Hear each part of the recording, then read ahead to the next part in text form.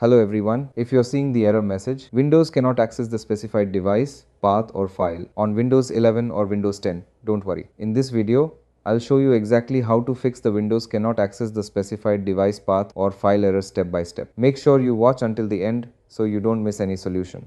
Right click on the Start menu. From the Power menu, click on Settings. After the Settings window opens, click on Privacy and Security. On the right side, select Windows Security. Now click on App and Browser Control. Under the Reputation-Based Protection section, click on Reputation-Based Protection Settings.